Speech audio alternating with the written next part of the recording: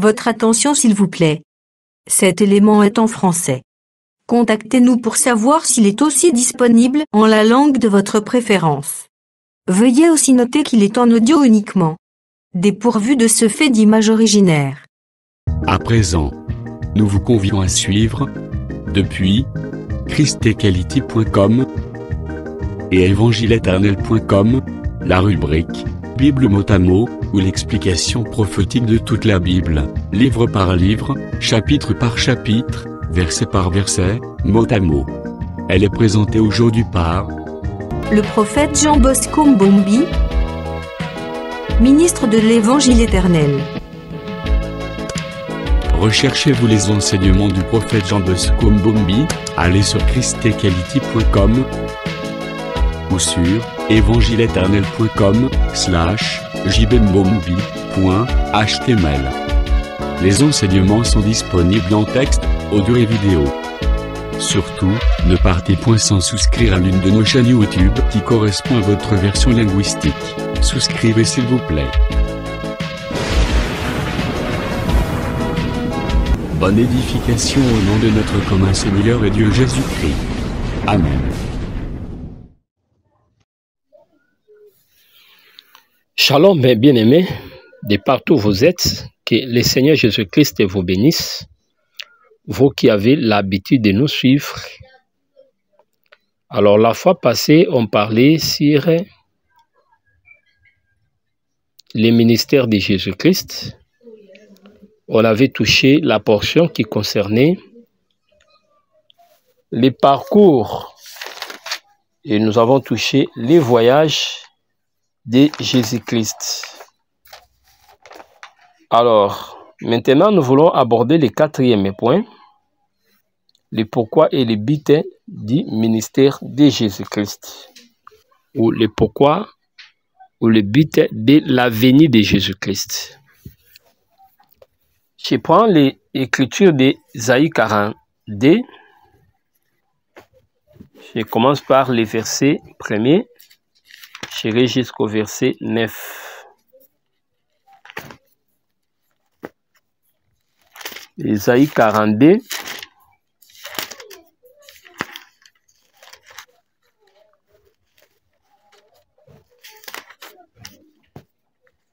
Voici mon serviteur que je soutiendrai, mon Élie, en qui mon âme prend plaisir. J'ai mis mon esprit sur lui. Il annoncera la justice aux nations. Il ne criera point, il ne lèvera point la voix et ne fera point entendre dans les rues.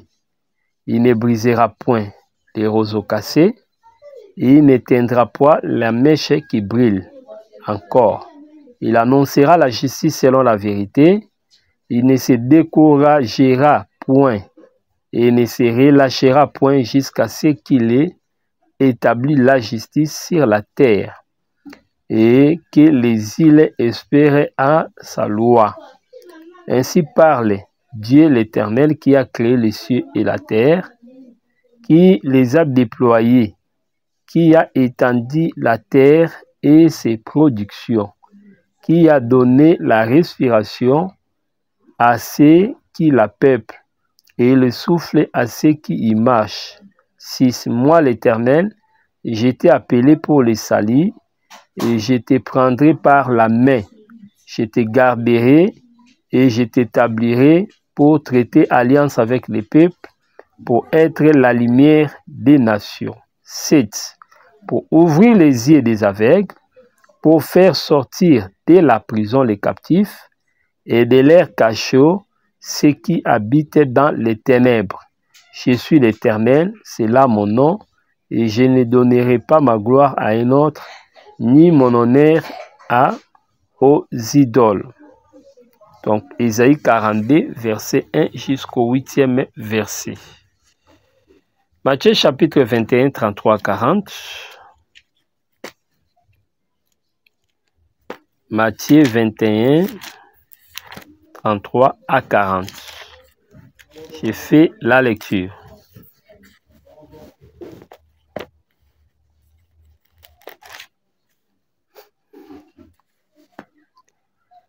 Écoutez une autre parabole.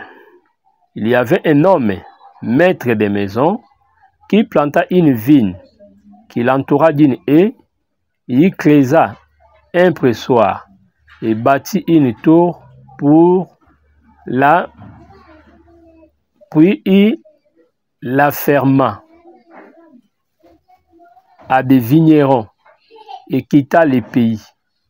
Lorsque le temps de la récolte fut arrivé, il envoya ses serviteurs vers les vignerons pour recevoir les produits de la vigne.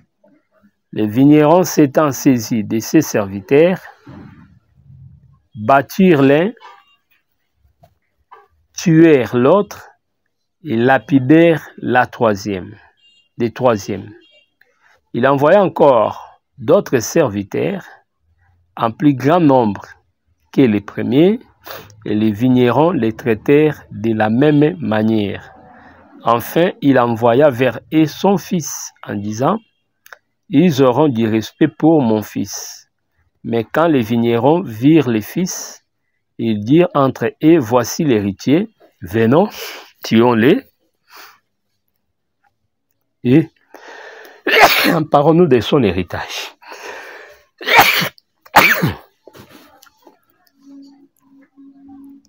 Et ils se saisirent de lui, les jetèrent hors de la vigne et les tuèrent. Maintenant, lorsque le maître de la vigne viendra, que fera-t-il de ces vignerons? Merci beaucoup. Je pense que les deux versets essayent de nous orienter sur ce que nous voulons parler. Le pourquoi et le but du ministère de Jésus-Christ. Proverbe 16,4 déclare que Dieu fait toutes choses pour un but.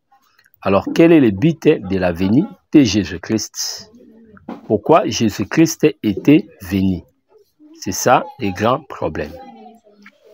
Alors, le problème ici, nous disons que la parabole des vignerons, c'est déjà la réponse à la question. Lorsque le Seigneur parle sur la parabole des vignerons, il a parlé en parabole pour exprimer seulement son souci ou son programme. Voyez, je crois que Dieu fait toutes choses pour un but. Le but aussi est expliqué dans la parabole. C'est-à-dire, il planta une vigne qu'il va confier à des vignerons. Donc là, le Seigneur attendait les raisins, une récolte des fruits. Donc, il attendait la vendage. Très, très important. Alors, lorsque nous considérons les cantiques des cantiques, vous allez comprendre dans Cantique des cantiques, on parle aussi de la vigne. Et Salomon avait réussi quelque chose pour sa vigne. Je prends les livres des Cantiques des Cantiques. Chapitre 8. On parle sur la vigne de Salomon qui était dans une contrée lointaine.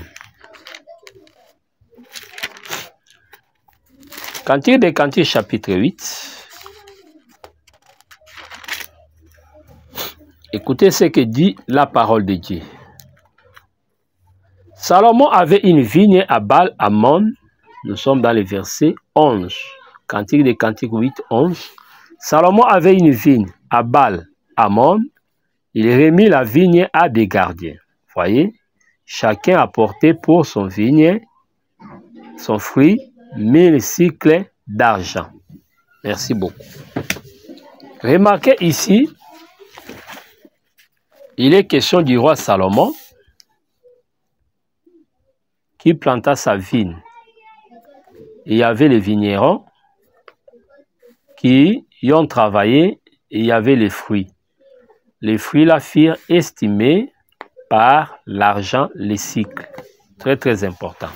Donc, il y avait un résultat par rapport à ce travail-là. Donc, ce qu'ils ont fait, les fruits, c'était le travail, c'est ça la récolte. Et cela fut évalué en termes d'argent. C'est que la finalité, Salomon attendait, après avoir planté, il attendait les fruits qu'on a évalués en cycle. C'est très très important. Donc les cycles ici et les fruits, c'est la même chose. C'est très très important. Donc c'est la même valeur. Alors quand nous allons aussi dans Genèse 9, je peux commencer par les versets 24 là-bas. Mais je reviens d'abord dans notre texte là des Cantiques des Cantiques. Suivez très bien. Cantique 8 et 11e verset. Nous lisons au nom du Seigneur Jésus-Christ. Salomon avait une vigne à Baal-Hamon. Il remit la vigne à des gardiens. Chacun apportait pour son fruit 1000 cycles d'argent. Voyez? Donc, les fruits là, c'est ça les 1000 cycles. Donc, à vrai dire, quand nous voyons 1000, nous voyons l'amour. C'est que Salomon avait 1000 femmes. Vous comprenez? Il avait 1000 femmes. Donc, il y a les 300 et les 700 concubines. Donc, ça fait 1000. Donc, le 1000, c'est l'amour de Salomon. Donc, son amour était exprimé par les femmes là. C'est comme on dit, l'Éternel punit l'iniquité des pères aux enfants jusqu'à la 4e génération, mais qui conserve son amour jusqu'à 1000 générations. Vous voyez, quand on a parlé de l'amour, on fait recours au chiffre 1000, au nombre 1000 plutôt. Donc, c'est très très important. Donc, quand nous parlons des chiffres, nous voyons 1 jusqu'à 9. Mais lorsqu'il y a association des chiffres, c'est alors qu'on parle des nombres. Donc, le nombre 1000 parle de l'amour. Je prends ces témoins pour vous enrichir, supportez-nous dans cette méthodologie, puisque tous ceux qui nous écoutent n'ont pas la même compréhension que nous ou les mêmes niveaux de spiritualité. On n'a pas les mêmes niveaux de spiritualité. Exode chapitre 34. Je prends le verset 7. Qui conserve son amour jusqu'à 1000 générations, qui pardonne l'iniquité, la rébellion et les péchés, mais qui ne tient point les coupables pour innocents, et qui punit l'iniquité des pères sur les enfants et sur les enfants des enfants jusqu'à la 3e et à la 4e génération. Merci beaucoup. Donc la malédiction va jusqu'à la 3e et 4e génération. Alors ce qui nous intéresse là-bas, c'est les chiffres 1000. Donc nous avons retenu 1000 comme étant les chiffres d'amour. Vous voyez? Donc c'est comme ça. Salomon poursuivait un but, c'est la récolte. C'est ce qu'il a reçu des serviteurs, c'est 1000. Vous comprenez? Donc ici, nous parlons sur les serviteurs fidèles. Voilà pourquoi nous disons que la pensée qui concerne les cantiques des cantiques, qui concernait Salomon avec sa vigne et ses vignerons, c'est une pensée qui exprime les services dans la grâce. Vous voyez, Dieu avait donné les services aux hommes sans le Saint-Esprit, c'est-à-dire aux prophètes. Ici, comprenez ce que je suis en train de dire. Je parle sur les baptêmes du Saint-Esprit. Donc, les gens qui étaient sous la loi, c'est-à-dire c'était des hommes charnels. Dieu avait confié les services entre les hommes charnels. Voilà pourquoi il est échoua. Donc, là, les vignerons de Matthieu chapitre 21, ce sont les serviteurs du matin. Mais les gardes de la vigne ou les vignerons des cantiques des cantiques sont les serviteurs du soir. C'est-à-dire les autres ont travaillé sous la loi, mais c'est du soir qui amène 1000 cycles, ce sont les serviteurs dans la grâce. Voilà la différence que nous établissons.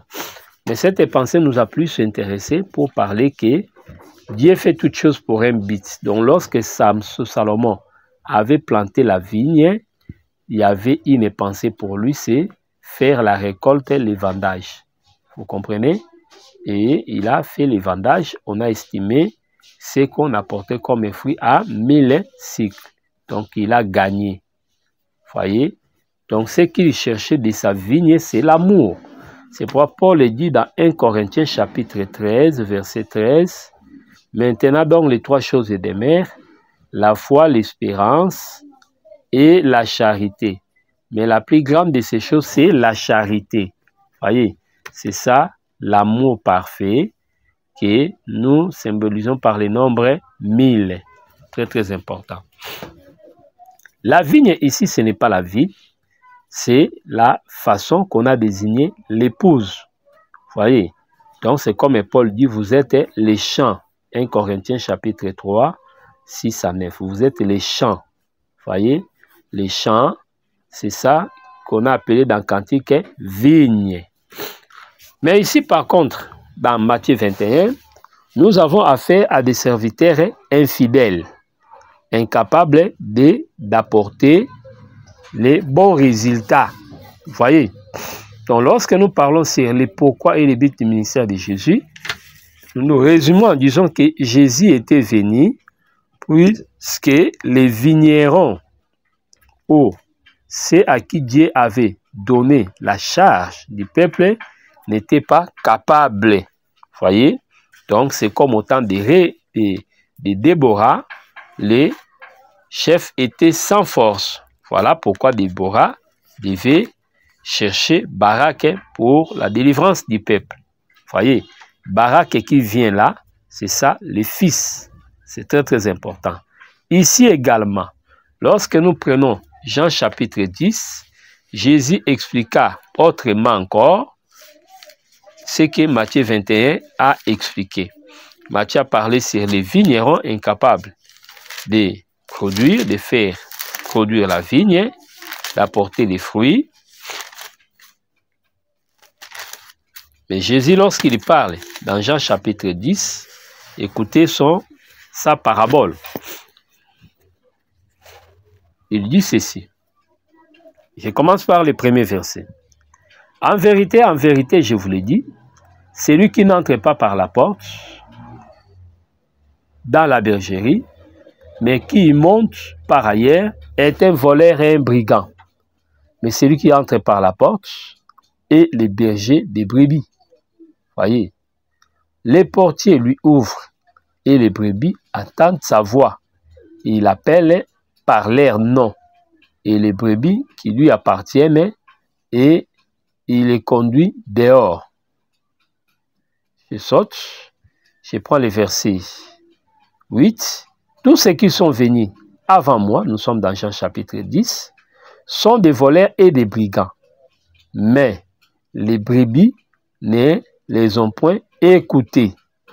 Je suis la porte. Si quelqu'un entre par moi, il sera sauvé. Il y entrera et sortira. Il y trouvera des pâturages. Les voleurs ne viennent que pour dérober, égorger et détruire. Mais moi, je suis venu afin que les brebis aient la vie et qu'elles soient dans l'abondance. Merci. Nous voyons des ministères. Lorsque les mercenaires ont travaillé, les brigands, il y avait la mort. Mais quand lui, le Fils, vient, nous voyons, il amène la vie. Il y a le ministère de la mort et le ministère de vie, que Moïse appela aussi. Paul appela plutôt le ministère de l'esprit. 2 Corinthiens, chapitre 3, 7 à 11. Alors, la présence du Fils, c'est puisque ceux qui travaillaient n'étaient pas à mesure d'apporter les résultats de leur travail. Ça, c'est un. Cette chose, pour comprendre ça, nous ramenons ces tableaux en comparaison avec les tableaux de Joseph et ses frères. C'est que ceux qui étaient venus avant, ceux qui travaillaient, c'était les frères de Joseph. Mais à la fin, c'est Joseph qui sera envoyé par les pères. Pourquoi Joseph était allé envoyer? Il était envoyé comme un inspecteur. Il était venu évaluer ce travail-là, improductif. Voyez. Donc le but de la venue de Jésus, c'était pour évaluer le travail et corriger ce travail-là. Voyez. C'est pourquoi vous allez remarquer, les gens qui ont fait les films de Joseph ont tendance à montrer que Joseph a corrigé ses frères. Voyez. Quand il a parlé des voleurs, selon Jean 10, ceux qui sont venus sont des voleurs, nous dirons que dans la révélation, nous allons dire que lorsque les enfants de Joseph, de Jacob, tuaient les brebis de leur papa, ils se comportaient comme des voleurs. Voyez, c'est ce que le proverbe dit. Maudit soit celui qui prend, voyez, ce qui appartient à son père, à sa mère, et qui dit que je n'ai pas volé. Voyez, mais quand Jésus vient, il est taxé des voleurs. C'est un rapport avec ça. Donc, ce sont des voleurs.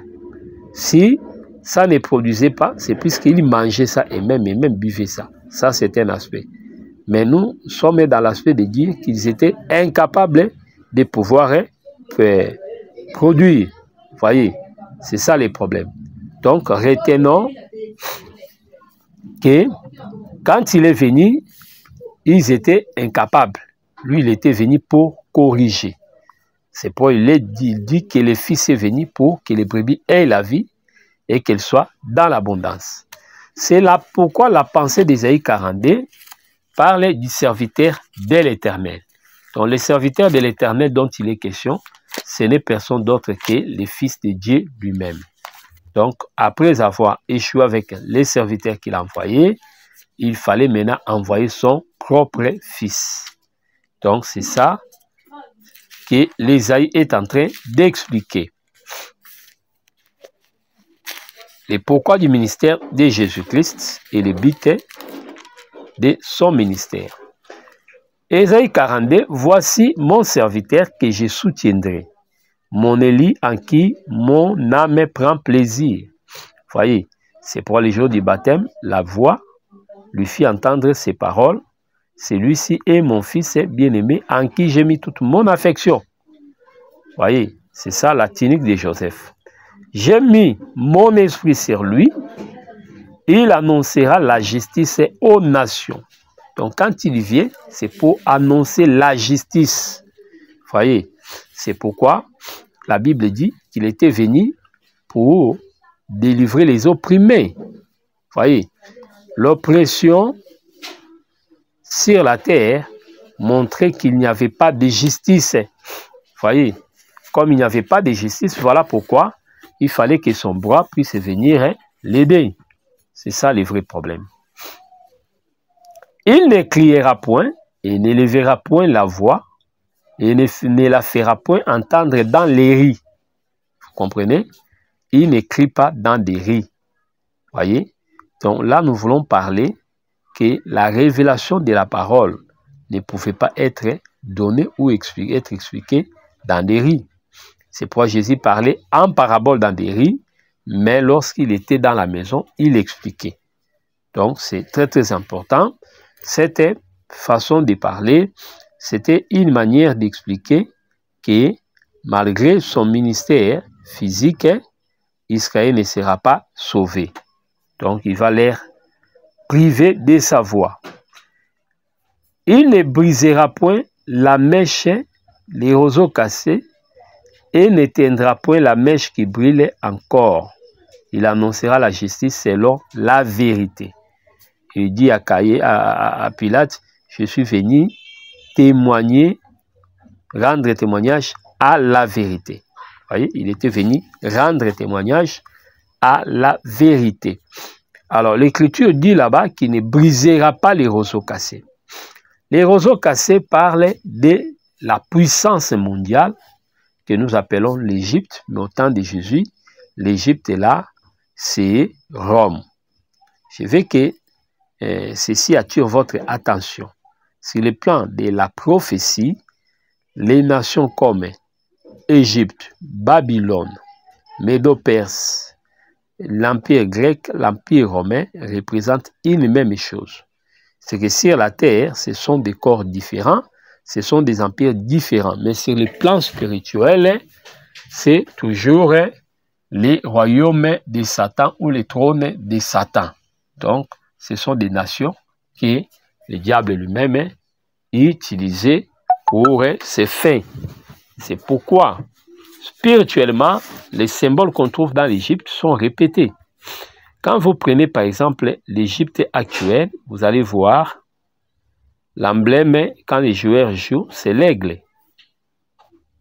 Quand vous prenez Rome, Rome aussi avait comme emblème l'aigle.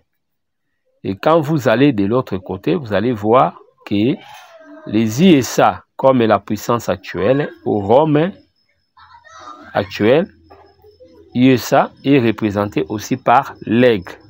C'est que Rome, au temps de Jésus, aujourd'hui, c'est les États-Unis. C'est pourquoi quand on n'a pas l'œil ouvert, on risquerait de voir que la grande puissance américaine ou les Occidentaux ne sont pas repris dans la prophétie. Puisque, à vrai dire, les USA, c'est seulement une partie de l'Europe qui s'est en quelque sorte démobilisée pour aller vivre aux Amériques. Donc, ce sont les Anglais, ce sont les Français et les autres, donc, qui ont quitté l'Europe pour aller vivre là-bas, pour fuir la tracasserie qu'on trouvait dans des bacs, l'exploitation qu'on trouvait dans des banques. Alors, nous disons que les roseaux cassés, dans le contexte de Jésus, c'était l'Égypte. Isaïe chapitre 36, verset 6. Écoute ce qu'on disait à Ézéchias. Lorsque Sanchérib était venu attaquer la ville. Voici, je prends même le verset 5. Je te le dis, ce ne sont que des paroles en l'air. Il faut pour la guerre de la prudence et de la force. En qui donc as-tu placé ta confiance pour t'être révolté contre moi? Voyez, Ézéchias, ça fait partie des rois qui avaient réparé les murailles et refusa la domination étrangère. Voyez, c'est très très important. C'est pour autant de Néhémie. Lorsque Israël voulait construire les Sambala, les Tobija, ces gens-là avaient écrit une lettre au roi, lui rappelant que, lisez dans les annales, vous trouverez qu'il y a eu des rois rebelles. Voyez, parmi ces rois rebelles-là, Ézéchias est compté. Donc, voilà pourquoi si vous laissez que ces gens construisent la muraille, c'est-à-dire ils seront exemptés des impôts. Voyez, c'est très très important. Donc, je comprends par là, quand quelqu'un construit une muraille autour de lui, quand quelqu'un prend Jésus-Christ comme refuge, quand quelqu'un laisse l'enseignement devenir une muraille pour sa vie, cette personne devient libre. C'est ça. Voyez. Donc, nous comprenons que les gens qui payent l'impôt, voyez, par leur souffrance, vous connaissez, vous faites un accident, vous perdez un membre, apparemment, tout le monde voit ça l'accident, mais apparemment pour les gens des spiritualités savent que c'est un sacrifice. Vous voyez, au lieu que vous donnez toute votre vie, mais on prend une partie, vous perdez la jambe, pendant qu'on travaillait là-bas, la main est coupée, vous comprenez, c'est un sacrifice. Vous voyez, donc en d'autres mots, les mondes des ténèbres vous font payer l'impôt. Vous voyez, c'est très très important. Donc là, vous êtes censé de payer une tribu. Vous voyez, dans nos familles également, il y a des choses. Il y a des enfants qui sont sacrifiés. Vous voyez, tout ça, les parents payent l'impôt d'une manière ou d'une autre. Ceux qui sont dans la sorcellerie savent que ce que nous faisons, nous sommes en train de payer. Vous voyez, mais nous, physiquement, nous avons une autre lecture pour voir que ce n'est qu'un accident, c'est une coïncidence, Dieu a permis. Vous voyez, donc nous voulons seulement dire au peuple de Dieu, devenez maître de vous-même. Vous voyez, celui qui est maître de lui-même est comparé à une vie entourée. C'est ce qui est dit quelque part dans les livres des Proverbes. Donc si vous êtes entouré par l'enseignement, qui est regardé comme la véritable miraille, c'est alors que vous serez sécurisé. Donc l'impôt, les exigences de toujours perdre, comme le diable élevé, vous serez exempté de cela. Donc voilà, chers frères, ce que nous devons retenir en rapport avec les problèmes de la miraille. Donc Ézéchias, lui, avait refusé la domination assyrienne. Voilà pourquoi on devait lui ramener en ordre. Alors, on lui faisait dire ceci, je te l'ai dit, ce ne sont que des paroles en l'air. Donc, quand il doit te donner les lix, de te soulever contre nous, de refuser notre autorité, il faut être conséquent. Voilà pourquoi on lui dira, il faut pour la guerre de la prudence et de la force. Toi, tu n'es pas fort, tu veux la guerre. Pourquoi? Voyez, c'est très très important. Cette phrase a un sens dans notre vie et mérite d'être observée et pratiquée. Il faut toujours garder ça, que pour la guerre, il faut de la prudence et de la force. Quand tu n'es pas fort, ne t'engage pas dans une bataille. Voyez, soyez prudent, c'est mieux. Voyez. En quoi donc as-tu placé ta confiance pour t'être révolté contre moi? Voici, c'est le verset 6, nous sommes dans Ésaïe 36, 5 à 6. Voici, tu l'as placé dans l'Égypte. Tu as pris pour soutien ces roseaux cassés qui pénètrent et qui percent la main de quiconque s'appuie dessus. Tel est le pharaon, le roi d'Égypte, pour tous ceux qui se confient en lui. Voyez, donc c'est pour dire les secours des hommes ne sont que vanité. Les secours de l'homme n'est que vanité. Donc vous vous appuyez, mais ça va vous percer. Qu'est-ce qu'on a appelé roseau ici? Roseau, c'est les pharaons d'Égypte. Voyez? Donc voilà ce qu'il faut retenir. Donc lorsqu'on dit qu'il ne brisera pas les roseaux, c'est-à-dire la puissance égyptienne ne sera pas dérangée. Voyez, quand le Seigneur Jésus-Christ viendra, il ne va pas vaincre Rome, qui sera la nouvelle Égypte. Voyez, mais on ajoute encore autre chose, qui n'éteindra pas la mèche qui brille. La mèche qui brillait, c'est Jean la lumière. Jean chapitre 1, vous prenez le verset 4 à 6.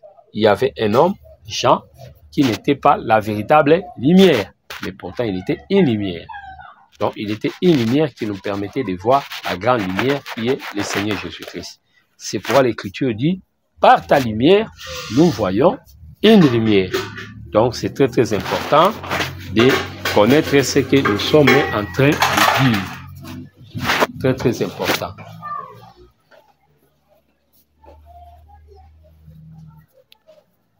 Donc, la Bible ajoute encore dans Isaïe 42, ça dit cette chose voulait seulement expliquer qu'à vrai dire, quand Jésus viendrait, il ne va pas abolir la loi. Voyez, il ne va pas non plus mettre fin à la domination de Rome. C'est très très important. Donc c'est ça l'explication de son ministère. Donc là, par rapport à la première venue, il n'allait pas éteindre la mèche qui brille, ni briser les roseaux cassés, qui n'est rien d'autre que Rome qui gouvernait, qui dirigeait. C'est pourquoi il dira, le Fils de l'homme n'a pas de place où mettre sa tête, et pourtant les oiseaux, comme les renards, ont leur place. Les oiseaux, c'est les sacrificateurs qui avaient leur place, et de l'autre côté, les renards, les rois de la terre, c'est-à-dire Hérode, qui avait sa place, dans Rome, qui avait sa place au sein d'Israël, dont lui ne pouvait pas régner. Il ne brisera pas les roseaux cassés, il n'éteindra point la mèche qui brille, encore. Il annoncera la justice selon la vérité. Voyez? Donc le ministère de Jésus, c'était pour annoncer la vérité. Et quand vous descendez, vous allez remarquer le verset 6, on dit, « Moi l'Éternel, je t'ai appelé pour les salis, je te prendrai par la main et je te garderai. Je t'établirai pour traiter alliance avec les peuples, pour être la lumière des nations, pour ouvrir les yeux des aveugles pour faire sortir des prisons les captifs et de leurs cachots ceux qui habitent dans les ténèbres. Confère aussi Luc chapitre 4, 18 à 20. Voilà, bien-aimés, c'est-à-dire lorsque nous parlons sur les pourquoi de la venue de Jésus, nous disons que ceux qui l'ont précédé étaient des brigands. Mais c'est lui qui devait corriger tout ce qu'ils ont fait, c'est le Seigneur lui-même. Et par révélation, nous avons toujours dit que lorsque Abel était exaucé par le Seigneur, Caïn comprit que l'offrande par excellence, c'est Abel. Voilà pourquoi il l'avait tué. C'est dans cette même idée que nous disons, Caïn, comme étant le vigneron, savait qu'en tuant les fils, le sang du fils, c'est ça le vin.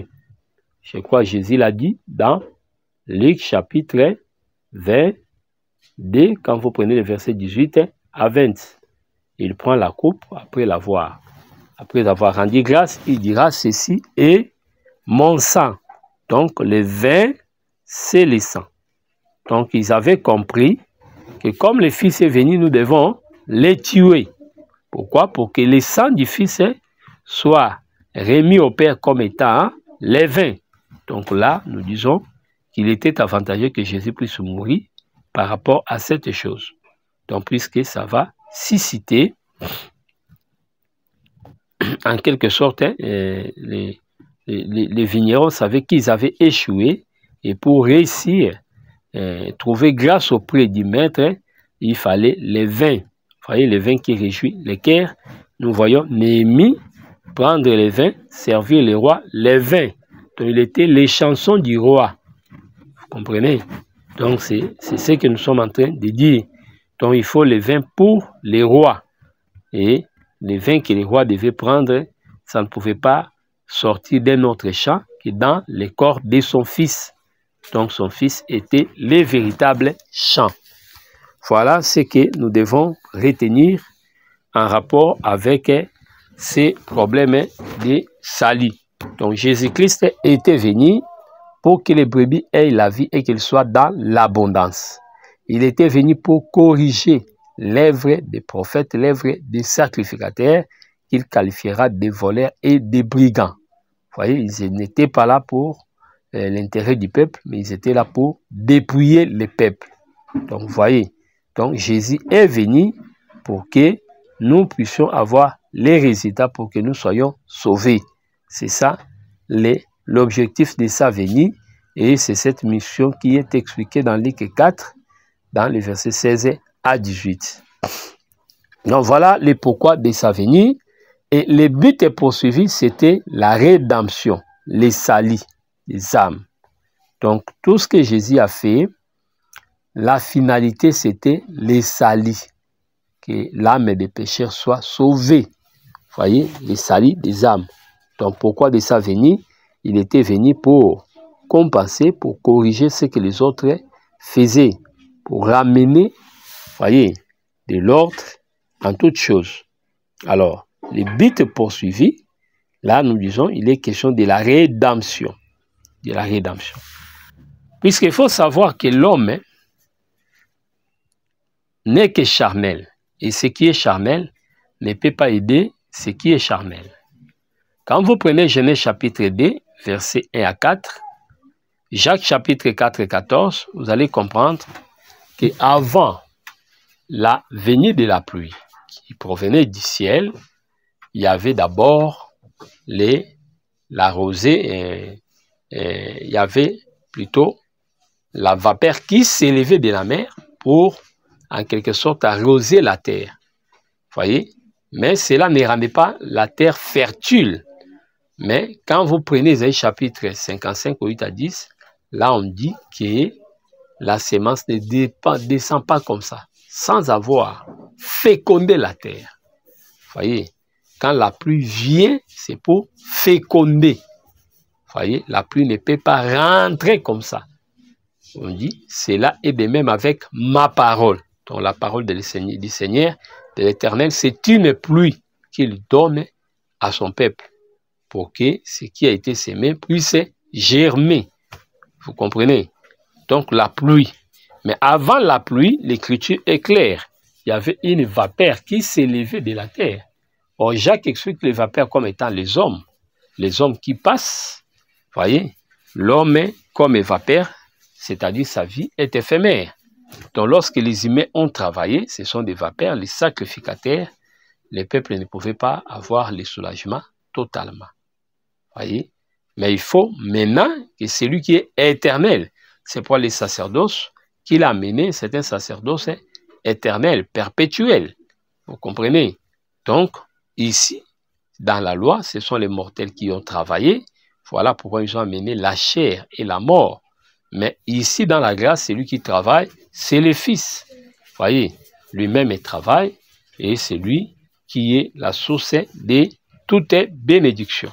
Donc, nous disons, le pourquoi de la venue de Jésus-Christ, il était venu pour accomplir ce qui est juste, pour faire la volonté du Père. Hébreux chapitre 10, 5 à 7. Et pour ce faire, il devait remplacer ceux qui ont échoué. Voyez, le pourquoi de sa venue, il était venu puisque ceux qui étaient là n'arrivaient pas à bien travailler. Ils n'ont pas donné les meilleurs d'eux-mêmes.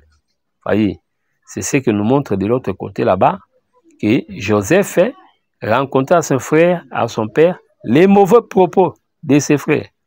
Voyez, les comportements qu'ils avaient méchants. Donc, c'est très très important de comprendre ça. Mais lui était venu pour régler ces problèmes-là. De même, Jésus-Christ était venu pour régler ce que faisaient les prophètes et les sacrificateurs. Donc voilà ce que nous devons retenir à propos. Alors le but poursuivi, c'est la rédemption du peuple. Donc le Seigneur était venu pour nous racheter. Donc Jacques 4 parle de la vie éphémère des hommes. Donc ils sont comme une vapeur. Donc la vapeur qui s'élevait des eaux pour arroser la terre, pour mouiller la terre, c'était les prophètes qui travaillaient avec les sacerdoces lévitiques. Donc ce qu'ils faisaient n'était que, en quelque sorte, l'ombre des biens à venir. Donc, mais il n'y avait pas de vie. Pour que la terre puisse se produire, il fallait que la pluie tombe. Très, très important. Donc, retenons cette chose-là. Alors, remarquez Lévitique 25 parle sur la loi du jubilé. Je crois qu'on ne va pas détailler ce qu'on appelle les jubilés. Voyez. Mais on retient seulement que les jubilés, c'était la 50e année par rapport à l'entrée d'Israël dans la terre promise. Chaque 50 ans, selon la loi de Moïse, était regardé comme les jubilés. Voyez. Donc, jubilé, dans le jubilé, nous voyons les chiffres 50. La loi du jubilé, selon Lévitique 25, quand nous prenons Lévitique chapitre 25, nous lisons le tout, vous allez comprendre que c'était une loi pour soulager les pauvres, pour racheter les pauvres. Lorsque les fils des prophètes étaient allés couper du bois, ils étaient butés à une difficulté, la perte de la cognée. Vous voyez, la cognée était perdue. Il fallait une solution. Et même ont tenté, je crois comme ça, que même si l'Écriture ne donne pas tous les détails, mais je crois puisqu'il n'y a rien de nouveau. Ils ont tenté quoi? La solution. Mais ils n'ont pas pu. Comment faire? Si on nageait, la cognée, c'était ça leur problème. Donc, je pense toujours que les prophètes n'étaient pas venus directement. De même, quand nous prenons la traversée, vous allez comprendre que les disciples également, ils avaient crié au Seigneur, mais quand nous comprenons la Bible, nous disons qu'ils avaient cherché à faire quelque chose, mais ils avaient échoué. Si vous voulez me contredire, j'appelle les témoignages de Jonas. Qu'est-ce que les gens cherchaient à faire? C'est jeter les marchandises dans l'eau. Voyez, donc pour alléger les bateaux. Donc là, j'ai dit directement que nous devons comprendre, même dans la tempête apaisée, il y avait une tentative. Voyez, même les vignerons, ils avaient des tentatives, mais ça n'a pas tenu. il fallait que le Fils vienne pour que les résultats soient palpables. Voilà ce qu'il faut comprendre. En jetant les choses dans l'eau, c'est-à-dire, ces gens-là tentaient, voyez, mais ils ont échoué. Il fallait que le Fils lui-même puisse venir. Et donc, les fils des prophètes, lorsqu'ils avaient compris qu'ils ne pouvaient pas, c'est comme ça qu'ils avaient fait appel aux prophètes. Donc, le Père les a accompagnés pour qu'ils puissent retrouver ce qui était perdu. Donc, c'est pourquoi nous disons que le but de la venue de Jésus, il était venu pour pouvoir restaurer ce que nous avons perdu, pour pouvoir nous restituer la terre que nous avons perdue en Éden. Voyez. Donc là, nous disons que les jubilés étaient en quelque sorte la rédemption du peuple saint. Donc le Seigneur était venu pour accomplir les jubilés, nous faire bénéficier de ce que nous avons perdu de l'autre côté. Donc les jubilés, c'est une restauration. Donc voilà ce que nous devons retenir en rapport avec ça. Donc celui qui devait accomplir les jubilés ne devait pas être un étranger, mais au contraire un parent rédempteur. Donc un proche parent. C'est ce proche parent qui a des moyens, qui sera votre rédempteur. Donc voilà un peu ce que nous devons retenir. Donc pourquoi Jésus était venu? Jésus était venu pour pouvoir évaluer le travail de ceux qui étaient avant lui, pour pouvoir venir corriger le travail de ceux qui étaient avant lui. Il était venu pour les remplacer. C'est comme David lorsqu'il était venu pour pouvoir compléter ses frères. Et vous allez remarquer, ils n'ont pas combattu, mais c'est lui. Donc il était venu pour prendre leur place. Donc le fils était venu pour prendre la place des vignerons, afin que la vigne qui était improductive soit productive. Donc voilà ce qu'il faut retenir. Le but de son ministère, de sa venue, c'est la rédemption. Jésus était venu pour racheter l'humanité qui était tombée dans le chaos ou dans les péchés. Donc voilà ce que nous devons retenir quand le Fils vient.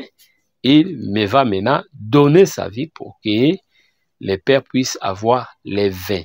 Donc le vin n'est rien d'autre que le sang propre du Fils de Dieu. Donc voilà ce qu'il faut reconnaître.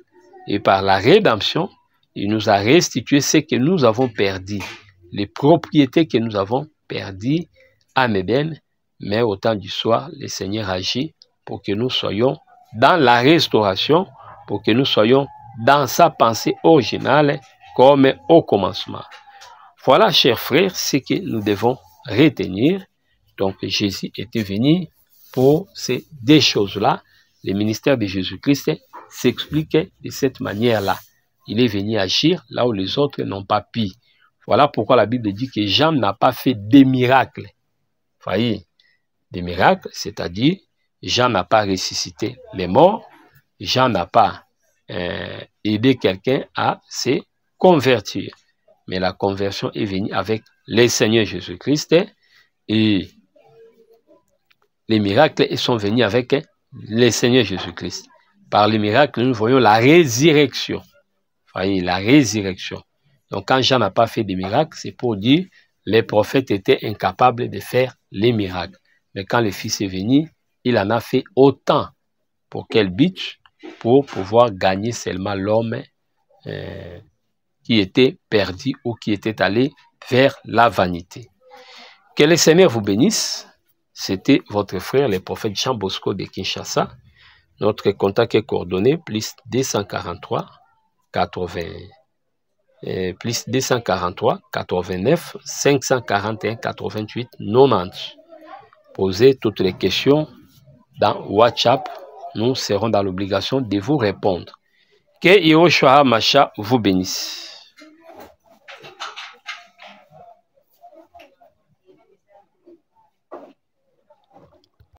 Merci d'avoir suivi ce message et que Jésus-Christ vous bénisse. Si vous avez une question à l'intention de l'homme de Dieu, si vous voulez que l'homme de Dieu prie pour vous, Si vous voulez vous confier à l'homme de Dieu, ou si vous voulez tout simplement bénir l'homme de Dieu, contactez-le directement si ses coordonnées sont disponibles depuis sa page. Sinon, contactez-nous et nous lui transmettrons vos préoccupations. N'oubliez pas de faire un tour à notre page évangélisation pour voir en quoi vous pouvez vous rendre utile à Christ par cette œuvre. Que Dieu vous bénisse tous. Amen. ChristQuality.com. Les cieux en un clic de la souris. Évangile-éternel.com, le site de l'Évangile éternel. Christ Equality Fondation, équilibrer la manne ramassée dans le désert de sorte que chacun ait un maire. Branchez-vous sur ChristEquality.com ou sur évangile-éternel.com et vous attendra au rendez-vous. La radio mondiale évangile-éternel.com, enseignement non-stop. La télé prophétique, évangile-éternel.com TV. Enseignement quantique et documentaire biblique. L'église virtuelle, assemblée et culte de prière des saints, en ligne et en direct. La rubrique Pasteur et thème. Retrouvez tous les ministres de l'Évangile éternel, en vidéo, audio et texte. La rubrique Bible révélée, explication prophétique de la Bible, mot à mot. La rubrique questions et réponses, expose les réponses des ministres à vos questions difficiles et compliquées. La rubrique prophétie et actualité, décrypte pour vous, l'actualité, en rapport avec les prophéties bibliques. La rubrique Aréopage, ouvre à tous, et sans censure, le libre débat et exposition contradictoire. Évangile-éternel.com, démystifié au moyen de l'enseignement, des erreurs, des fausses religions, églises, doctrines et philosophies. Nos enseignements confrontent l'apostasie et les idées préconçues pour vous attacher à la saine doctrine. Vous y trouverez de l'exhortation, du réconfort spirituel et de l'incitation à vous sanctifier. Sur évangile-éternel.com, sollicitez une requête de prière, et les ministres et plusieurs implieront pour vous. Retrouvez des cantiques chantés par des saints et des cantiques instrumentaux. Venez y apprendre d'autres langues à travers la Bible audio multilingue. Les enseignements sont en toutes les langues. évangile-éternel.com, le site de l'Évangile éternel. Motivez-nous en souscrivant à l'une de nos chaînes YouTube, celle de votre préférence linguistique. Et venez évangéliser avec nous en partageant, autant que faire se peut, notre site web, nos YouTube channels ainsi que toutes nos publications. Merci de le faire et que Jésus-Christ notre commun Seigneur et Dieu vous bénisse tous. Amen. ChristEquality.com. Les cieux sont à la portée de votre main, juste par un simple clic de la souris. Christ Equality Fondation, équilibrer la manne ramassée dans le désert de sorte que chacun ait un maire.